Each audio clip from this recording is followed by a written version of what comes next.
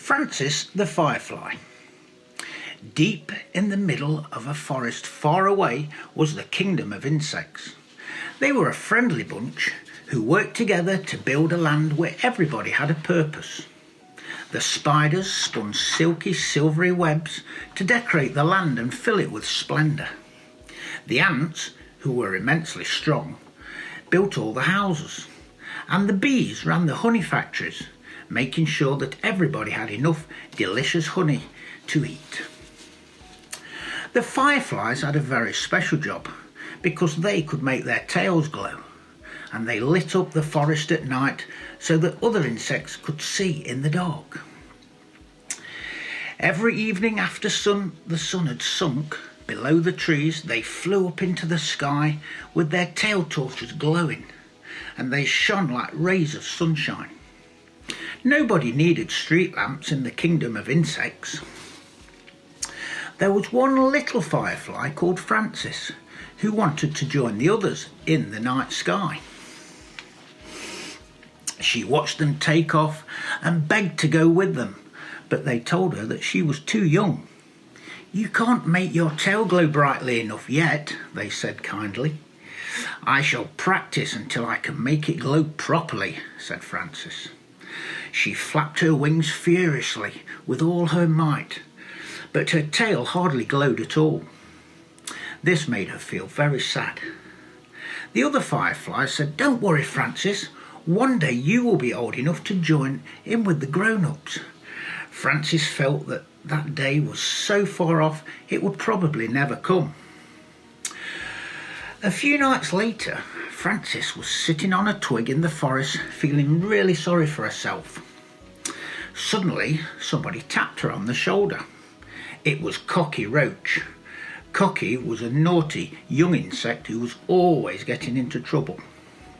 He knew why Francis was upset, and he thought he would play a trick on her.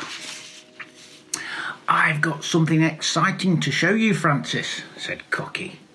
"Come with me," and he led her to his hiding place, and he pushed a leaf to one side and pointed. It was a box of matches. "Oh, Cocky, where did you get these?" asked Francis.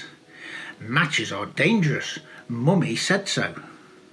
"I found them on the kitchen table at home," said Cocky, and he chuckled. "And nobody has noticed that they're missing yet."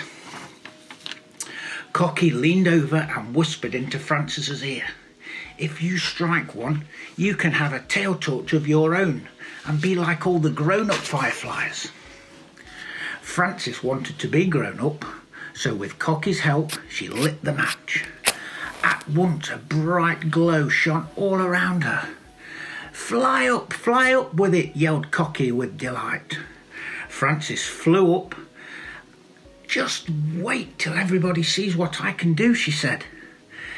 But she wasn't too pleased with her lovely bright light to notice that the flame was growing larger and larger. It came creeping up the match until it reached her wings, and it burnt them. The flame hurt Francis so much that she dropped the match, which fell down on the forest below. The match landed on some dry leaves and twigs on the forest floor, and of course they started to burn. The flames spread very quickly, and it was only a matter of minutes before the whole forest was alight. All the good work that the insects had done was ruined. The houses were destroyed, and the honey factories were burnt to cinders. The next morning, when the fire had finally been put out, the insects held an emergency meeting. Many of them had been badly burnt, including Francis, whose blackened wings were still very painful. King Chrysalis, a grand butterfly who ruled the kingdom of insects, rose up to speak. "We must rebuild our land at once and make it beautiful again." And he looked down on Francis, who was feeling very ashamed of herself. "I hope you now understand how dangerous fires can be," he said to her in a very stern voice. Francis had listened indeed, and she had learned her lesson. She helped the rest of her friends rebuild the houses and factories, but she was also given a very special job to do. Every now and then she gathered round all the young insects and told them about her story. They would sit and listen to her and understand why they should never ever play with matches. And what about Cocky Roach? Well, he was sent away from the insect kingdom in disgrace.